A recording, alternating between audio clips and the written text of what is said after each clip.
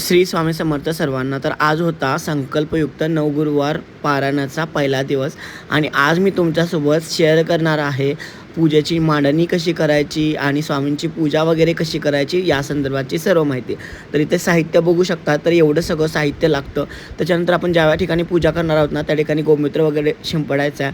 तिथे एक स्वस्तिक काढायचं, हळदी कुंकू वगैरे त्याच्यावरती टाकून ते स्वस्तिक काढायचं आहे. त्याच्यानंतर आपल्याला आपल्या कुलदेवीचा आणि घरातल्या देवांचा मान राखण्यासाठी आपल्याला एक ओटी आहे.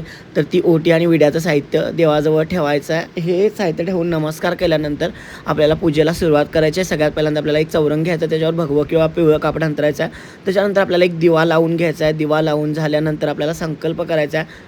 उजव्या हातात आपल्याला एक चमचा पाणी घ्यायचं आहे. त्याच्यामध्ये अक्षता, हळद, कुंकू आणि एक फूल घ्यायचं आहे आणि त्याच्यानंतर आपलं नाव, संपूर्ण कुलदेवीचं नाव, गोत्र माहीत असेल तर ते सांगायचं आहे.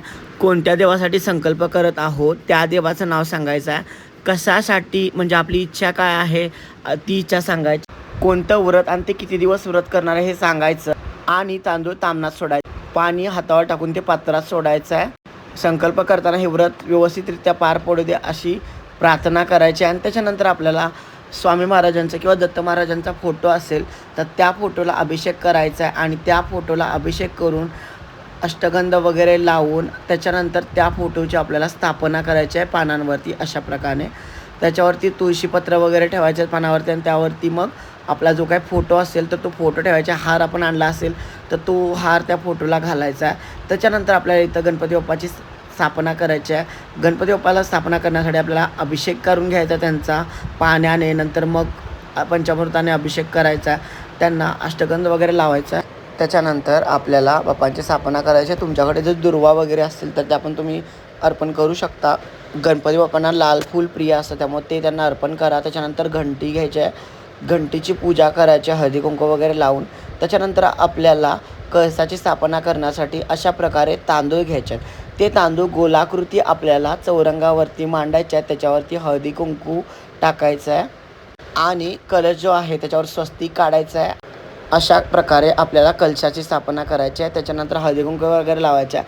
हार बनवला असेल तर तो हार अर्पण करायचा आहे. फुलं अर्पण करायचे, दुर्वा आपण आल्याला अर्पण करायचे. त्याच्यानंतर आपल्याला स्वामी महाराजांची मूर्ती असेल तर त्या मूर्तीची पूजा करायला सुरुवात करायची आहे.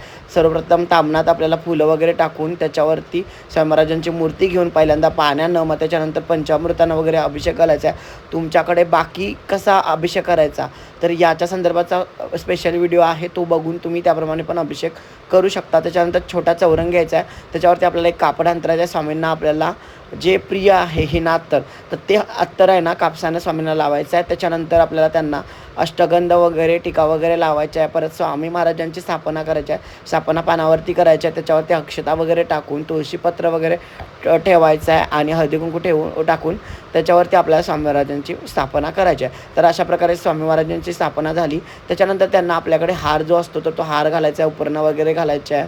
आता हे मला उपकरण वगैरे दिलेलं आहे प्रमोशनसाठी, तर ते खूपच सुंदर आहे. तर त्या संदर्भाचा पण व्हिडिओ आहे. तुम्हाला जर अशा प्रकारचे उपकरणं वगैरे मागवायचे असेल तर ते तुम्ही मागवू शकता. त्यासाठी व्हिडिओ आहे, त्यावरती नंबरवरती कॉल करून तुम्ही हे मागवू शकता. त्याच्यानंतर आपल्याला स्वामी महाराजांना पण दुर्वा वगैरे अर्पण करायचे, फुलं वगैरे अर्पण करायचे. त्यानंतर आपल्याला सुपारीची पाना विड्याची पूजा करून घ्यायच्या, त्याला फुलं वगैरे अर्पण करायचे आहेत आपल्याला. आता ही पूजा करताना पूजेच्या प्रारंभाला देवता स्मरण, गणपती पूजन, कलश पूजन या प्रत्येक वेळेला आपल्याला जे काही मंत्र आहेत तर ते दिलेले आहेत. तर ते आपल्याला जी पोथी आहे तर त्यानुसार आपल्याला ते मंत्रसुद्धा पठण करायचे आहे. त्याच्यानंतर आपल्याला इथे विड्यांची मांडणी करून घ्यायची आहे.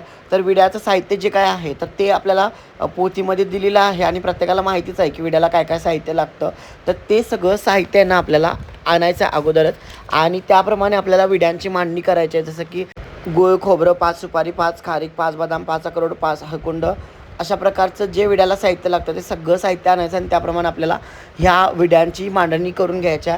त्याला हळदी कुंकू वगैरे अर्पण करायचं आहे आणि अक्षता अर्पण करायचे आहेत, फुलं अर्पण करायचे आहेत आणि अशा प्रकारे सुंदर अशी मांडणी करून घ्यायची आपल्याला. तुम्हाला या प्रकारे तुम्ही मांडणी केला तर अतिउत्तम राहील आणि पोथीमध्येच तुम्हाला पूजा कशी करायची, कशी मांडणी करायची, मंत्र कोणते म्हणायचे, या सगळ्या गोष्टी दिलेल्या आहेत. तर त्याप्रमाणे तुम्ही केला तरीही चालेल. नंतर आपल्याला आरती वगैरे करायची, नैवेद्य वगैरे दाखवायचा. नैवेद्यामध्ये आणि पूजेच्या प्रत्येक ह्याच्यात आपल्याला तुळशीपत्र पण अर्पण करायचं आहे. तुळशीपत्र प्रत्येक ठिकाणी ठेवायचं आहे आपल्याला स्वामी महाराजांच्या जवळ वगैरे. जर तुम्ही फळं केळी आणला असाल तर त्याची मांडणी करा. पोथी जी आहे आपल्याला त्याची पूजा करा. जपमाळेची पूजा करा. स्वामी महाराजांना एका वाटीत दूध ठेवा, अभिषेक केलेला तो ठेवा, अगरबत्ती दिवाबत्ती वगैरे लावा आणि त्याच्यानंतर स्वामी महाराजांना नमस्कार करून त्यांना सांगा की माझं हे व्रत व्यवस्थितरित्या पार पडू द्या. जर काही चुकलं असेल तर मला माफ करा. अशा प्रकारे माफी पण मागायची आहे आणि कथा वगैरे वाचून त्याच्यानंतर आपल्याला आरती वगैरे करायची. तर अशा प्रकारे तुम्ही 9 गुरुवार पारायणाच्या पूजेची मांडणी करू शकता. आता प्रत्येक गोष्ट मी तुमच्यासोबत शेअर करण्याचा प्रयत्न केलेला आहे. जर चुकून काही राहून गेलं असेल तर त्याबद्दल पण आपण माफी मागायची आहे. जेणेकरून काही ना काही गोष्टी राहून जातात. आपण कितीही प्रयत्न केला तरीही एखादी गोष्ट राहून जाते गडबडीमध्ये. पण ठीक आहे, काही हरकत नाही. स्वामी महाराज सगळं स्वीकार करतात, आपल्या सेवेचा स्वीकार करतात आणि आपल्याला जे हवं ते फळ नक्की स्वामी महाराज देतात. फक्त स्वामी महाराजांवर विश्वास ठेवा आणि मनोभावे त्यांची पूजा वगैरे करा. तर अशा प्रकारे पूजेची मांडणी वगैरे मी शेअर करण्याचा प्रयत्न केलेला आहे. व्हिडिओ आवडल्यास नक्कीच लाईक आणि शेअर करा. भेटूया पुढच्या व्हिडिओमध्ये.